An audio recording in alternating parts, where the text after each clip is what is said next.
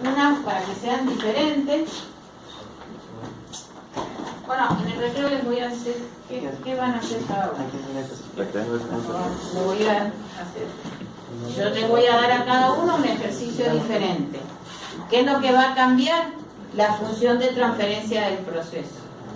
Entonces ustedes van a tener que aplicar Ruth a esa función de transferencia del proceso, van a tener que graficar las respuestas temporales al lazo abierto y al lazo cerrado, van a tener que graficar el lugar de raíces, Bode y Nagui, que todavía no lo empiezo a explicar. ¿Entienden esto? Con este o con el que quieran.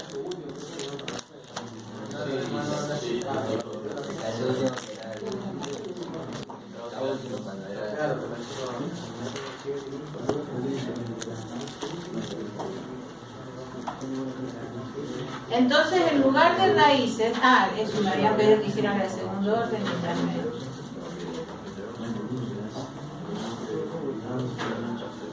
Vamos a dar, ¿quieren la misma de recién? Que vamos a poner este 5 igual a 3 sobre S por S más 1.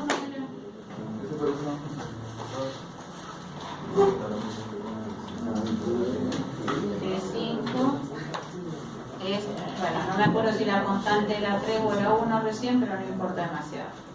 Lugar de raíces de G5. No se está viendo. Perdón. Si no, esto. Sí, al seguir va a ser entendiste porque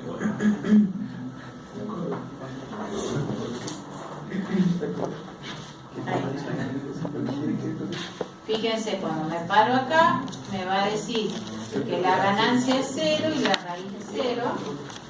Cuando me paro aquí, me va a decir que la ganancia es 0 y una raíz es menos 1. Si me paro por aquí, la ganancia es 0,03 y la raíz es menos 0,25, y habrá otra por acá que también es 0,03 y la raíz es menos 0,8. Aquí en esta condición estaría en una ganancia de 0,08, tendría dos raíces repetidas. En una condición de ganancia 0,1 ya empiezo a tener raíces complejas conjugadas. Una ganancia de 0,2 tengo la misma componente real, pero la componente imaginaria empieza a aumentar. Entonces, si yo mirara la solución temporal de este proceso a lazo abierto, la función time acá genera siempre un escalón como entrada. No, o sea, el lazo abierto, bueno, en realidad estoy graficando sin controlador. Sería una función inestable intrínsecamente para segundo orden, pero cuando yo cierro el lazo de control, dijimos que antes que se vuelva oscilatorio, vamos a generar un G6 que sea, creo que era 0,1, ¿no? ¿Era muy chiquito o 0,01? Dentro de los que todavía no oscilamos.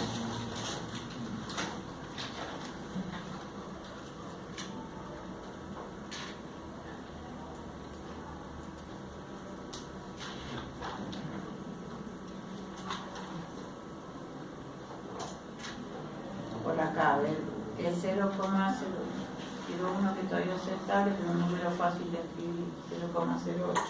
Vamos a tener que ser 0,08. Entonces vamos a hacer que G6 va a ser 0,08 por G5. Y vamos a hacer que G7 sea la misma, vamos a cambiar directamente de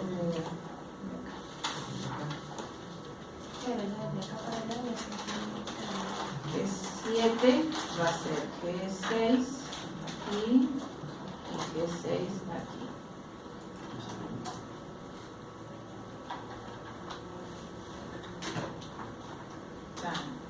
G7, la respuesta respuesta no oscila, ¿eh? Si le damos un valor mayor, G6 en vez de 0,08 le vamos a poner 0,2 o 0,3 para que sea bastante notable. Y vuelvo a generar la misma función. Ahí ya empezó a oscilar, ¿eh? Si le doy todavía un poco más, le vamos a dar 2.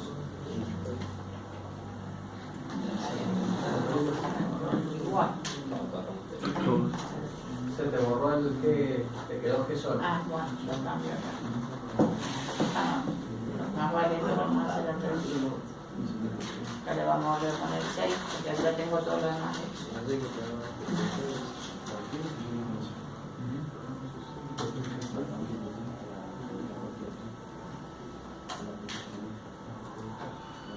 Oscilamos, ¿ven? Siempre amortigua, pero tengo una frecuencia mayor o menor periodo de oscilación. ¿Ven? Entonces, lo que yo estoy analizando en el lugar de raíces es la respuesta al lazo cerrado de una función de transferencia de lazo abierto con un controlador P. ¿Qué es lo que varía en esa gráfica del lugar de raíces? La ganancia K del controlador solo proporcional. ¿Qué pasa si le queremos agregar una acción P más I o P más D? Como en este método solo puedo variar K, ¿qué tendríamos que hacer? Si este controlador en vez de ser K sub C fuera K sub C por 1 más D por S, un P más D, mi función aquí tendría que ser K sub C por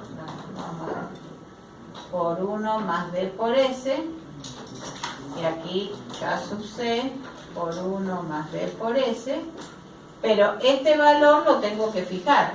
Tengo que hacer un lugar de raíces para D igual a 4, otro lugar de raíces para D igual a 10, otro lugar de raíces para D igual a 0,5. Porque lo único que puede variar, o sea, tengo una gráfica en la que tengo un parámetro variable que es K sub C. Pero ahí también pueden verificar cómo cambia la respuesta cuando tenemos un sistema de un orden distinto. Lo vamos a hacer con la, ¿cómo llamamos a la de tercer orden original? G, creo, ¿no?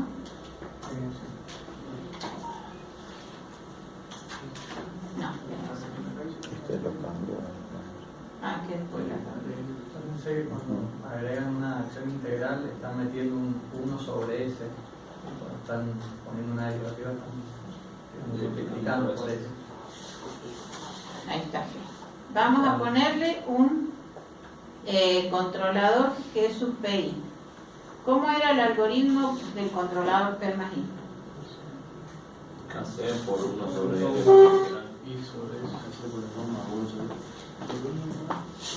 G sub PI tenía un ajuste proporcional, factor común de 1 más 1 sobre I por S. Y G sub PD es K sub C por 1 más D por S. ¿Sí? Entonces, le vamos a dar K sub C, la variable no voy a poner nada, vamos a poner 1 más 1 sobre, entonces aquí tenemos que tener cuidado de poner otro paréntesis más, si no la S queda multiplicando, 4 por S. Es decir, que nuestro tiempo integral, ese tiempo integral es 4. ¿Está bien cómo lo escribí? 1 más 1 sobre 4 por S. Eso es el G sub PI. Si yo lo miro así, fíjense que el algoritmo P más I me genera dos raíces. Una raíz en el denominador, que siempre es 0, y una raíz en el numerador, que es de adelanto. Cuando las raíces están en el denominador son atrasos, por eso la acción integral de por sí retrasa, y cuando tengo un adelanto genera un 0, o sea, generalmente llamamos polos a las raíces del denominador y ceros a las raíces del numerador. Yo siempre me voy a referir a polo y 0. ¿Qué es lo que hace la acción P más I? Agrega un polo y un 0. Entonces, cuando yo ahora genere una función G10 que sea el producto de G por G sub PI, la función G10 va a ser en el denominador de cuarto orden y en el numerador de primer orden. ¿Sí? Grafiquemos el lugar de raíces de esta G10.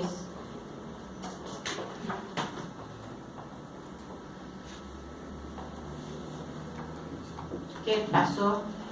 Si quieren graficamos juntas, por ahí se hace mucho lío, pero vamos a graficarlas las dos para al menos comparar al principio y después se las dejo solas.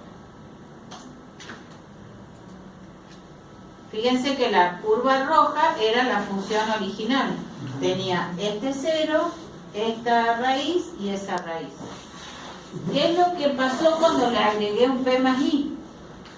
Cuando le agregué un P más I, agregó otro 0 más acá, lo que pasa es que están superpuestos y no se ven, y agregó, un polo, dije un 0, un polo y un 0 aquí. Entonces fíjense que la curva con acción integral es más inestable que sin controlador integral. ¿Por qué? Porque antes yo necesitaba un ajuste K sub C igual a 0,28 para empezar a estar inestable, y acá yo les diría que prácticamente es inestable para valores muy pequeños de K sub C.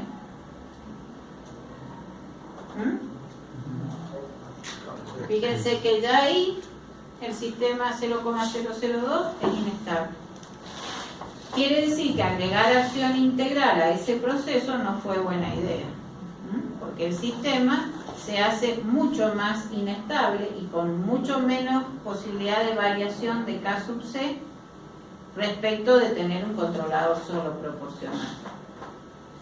Y ahora vamos a agregarle un P más D.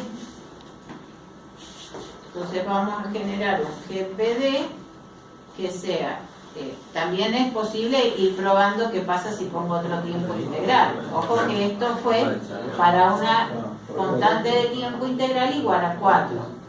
Ahí habría que probar si le doy 2 o le doy 100, qué pasa. Pero lo que quiero que vean es que en general la acción integral lo que hace es volver más inestable el sistema, porque aporta un retraso más a un sistema que ya tenía 3 constantes de tiempo de atraso. Le estoy agregando un retraso más. Ahí la del sistema, porque eso sería la de lazo abierto, nada más, ¿no? G10. Es el análisis a lazo cerrado. Claro, G10 es la función de lazo abierto, pero cuando vos pones RL, el programa calcula la ecuación característica del lazo cerrado y te grafica la de lazo cerrado.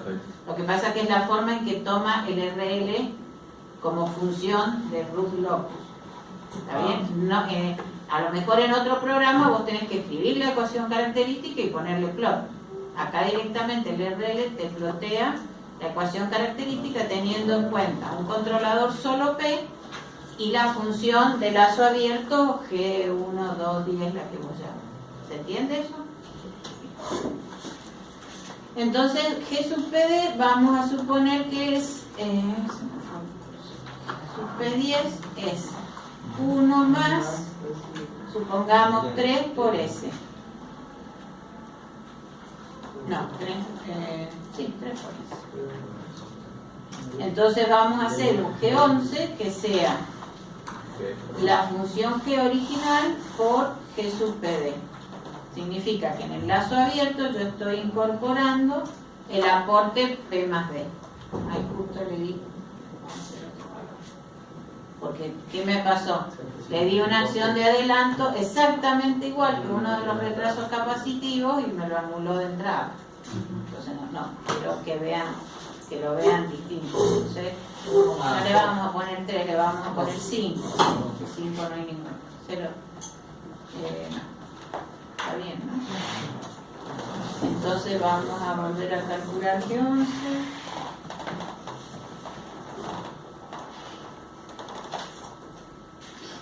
La función que me quedó es una función de tercer orden, que era la que tenía del proceso, las 3 raíces, los tres polos del proceso, y un 0 que aporta la acción derivativa. Entonces ahora vamos a hacer RL de G11.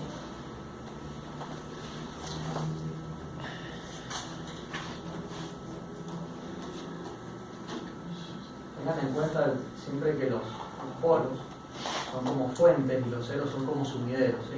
Entonces en este caso lo que ustedes están viendo es que un polo, ¿sí? Que sería una fuente, que sería el de 0 en ese caso, el polo que está en 0 está yendo, termina en, perdón, digamos, el polo que sería está justo en el valor 0, va hacia el sumidero, que en este caso sería el 0 que tiene la ecuación. El numerador de la ecuación El característica. numerador de la ecuación. En cambio los otros dos polos terminan en el infinito. ¿Se entiende? Y fíjense por qué pasa esto. Porque cuando yo tengo esta ecuación y la multiplico por K sub C, va a llegar un momento en que ese valor de K sub C genera una función que termina cancelando uno de los retrasos.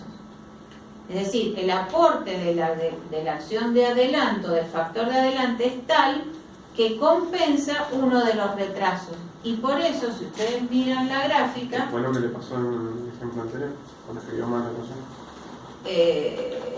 Quedó arriba el 4 solo. No, pero ese valor de derecho. Pero... No, porque un adelanto eliminamos un atrás.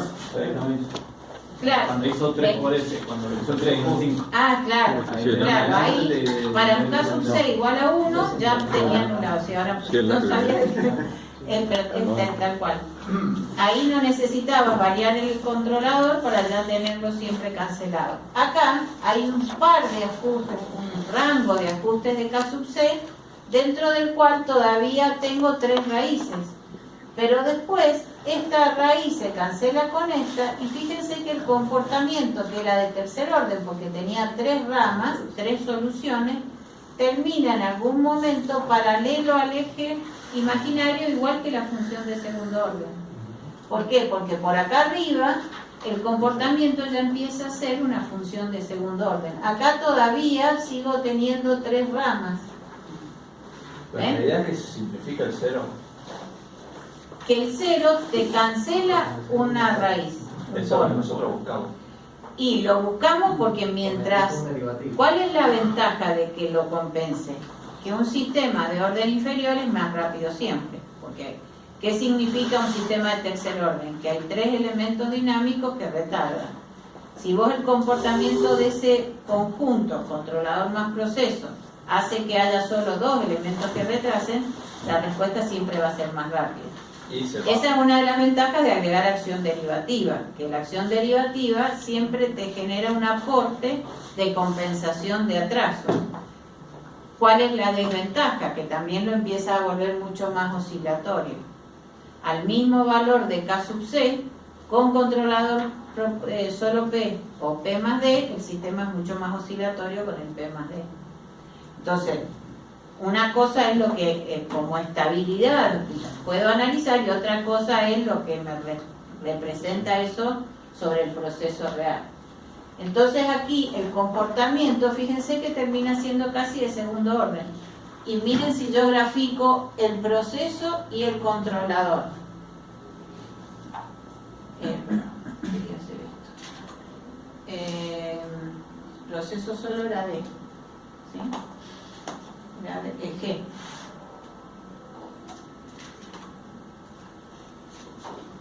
Fíjense cómo era el sistema originalmente. Muy rápido, dentro de todo, bastante rápidamente se volvía inestable porque tenía raíces para un K sub C de 0,003, en el cual el sistema ya prácticamente empezaba a ser inestable. Y sin embargo ahora, para valores de K sub C mucho más grandes, para 0,05 todavía es estable, y si siguiera 0,1 y si siguiera mirando, siempre va a ser estable. Quiere decir que me permite ajustar el controlador proporcional a valores de ganancia más grandes, que siempre es más rápido, porque en este algoritmo, cuando este 100 sobre P es grande, quiere decir que abre mucho la válvula y la cierra mucho. la corrección sobre el proceso es notablemente mayor. Eso significa que el sistema se debería corregir mucho más cuando ajusto K sub C más grande que más chico. Sí, igual el valor con el que acompañaste al ponerle 5, te queda el 0 en 0,2, lo cual está muy de este lado. Si vos le pusieras 2 en vez de 5, se te correría el 0 para allá y cambiaría bastante. Y todavía cambiaría más la respuesta y la trasladaría la respuesta con controlador mucho más hacia el semiplano izquierdo, que siempre es más estable. Porque a mí, mientras las raíces me den con parte real en valor absoluto, negativa, pero en valor absoluto más grande, la respuesta es una exponencial decreciente más rápida. ¿Sí? Entonces, fíjense que la acción derivativa a este proceso la volvió más estable y la acción integral la volvió más inestable. Eso es lo que ustedes quiero que hagan como primer tarea en esta semana. Vamos a generar una función de transferencia para cada grupo. Van a representar a esa función en lazo abierto la respuesta al escalón, a la rampa y a la función seno. La van a graficar. Esto es muy sencillo. Lo que tienen que hacer es G es mi función sola. Si yo grafico time de G, lo que me genera la función time es la respuesta a un escalón. La respuesta a un escalón de esta función es esta que yo veo acá. ¿Cómo puedo hacer? ¿Cuál es la función time? O sea, perdón, ¿cómo es la transformada de Laplace del escalón? 1 sobre S. ¿Y cómo es la función de transferencia de la rampa? 1 sobre S cuadrado. Como time implícitamente está asumiendo una entrada 1 sobre S, si yo quiero que grafique la rampa, tengo que dividir la función por S. Entonces, si yo hago esta misma función time, pero dejé sobre S, esta S que estoy agregando no es del proceso, es de la entrada que yo necesito para que se transforme en una rampa. Fíjense que para que se den cuenta, voy a hacer coma 1 sobre S. ¿Qué estoy haciendo con esto? Estoy graficando también la rampa. Bueno, ahí, la escala. Vamos a cambiar la escala. No, pero al aplicarle Eje I. No llegue a 600, que llegue a 100. Lo que pasa es que tiene una ganancia muy grande. Pero ahí estarían viendo la respuesta, la gráfica de la entrada rampa y la función que va a tener un transitorio de tercer orden y después una rampa de salida con una pendiente muy grande, porque no me acuerdo qué valor le di acá, que era 4. No, sí, era 4. Sí, porque este tenía 4. Este 4 es de G. Si yo hago para la función seno, lo que tengo que hacer es multiplicar por S para compensar el 1 sobre S del time y multiplicar por la transformada de Laplace del seno. Se las arreglan y lo hacen. Quiero que entonces analicen primero cómo sería el comportamiento de este proceso. En este caso, o sea, acuérdense, ustedes arreglense. Yo no les voy a decir qué tienen que hacer porque se las van a arreglar. El time, lo que tienen que tener claro es que siempre asume que hay una entrada 1 sobre S. Entonces ustedes se las tienen que arreglar para que después la entrada sea una función senoidal. Ustedes le tienen que aplicar el multiplicar por la transformada de Laplace del seno. ¿Qué es lo que quiero que miren con esto o analicen? Si la entrada a lazo abierto es una rampa, un escalón, no sé, la función seno, el sistema, como en este caso, podría ser inestable, porque la respuesta a lazo abierto es inestable. ¿Qué pasa cuando después cierro el lazo y le agrego un controlador? Puede que la respuesta sea inestable cuando le di ajustes del controlador que me generan en el lugar de raíces espacios en el semiplano derecho, podría tener respuestas estables cuando las raíces, los polos que yo asigné son del semiplano izquierdo, o podría estar en la condición de oscilación permanente. Entonces, para saber eso, ¿qué tienen que hacer? Calcular primero con root el K sub C último, porque eso les va a dar la pauta a ustedes hasta dónde pueden variar K sub C cuando quieran a lazo cerrado una respuesta estable. Entonces después van a graficar la respuesta a un escalón nada más, ya no a la rampa y al seno, solo al escalón, pero a lazo cerrado con valores de K sub C menor que el último, igual al último o cercano. Probablemente no, es muy difícil ajustarlo perfectamente, y un valor mayor que el último. Y el lugar de raíz. Eso es una primera etapa del práctico, que es lo que van a tener que entregarme dentro de la semana que viene. Me la mandan por correo, yo la reviso, me las mandan en un Word y yo les hago los comentarios en el Word y se los devuelvo. Y después, en la otra semana, vamos a agregarle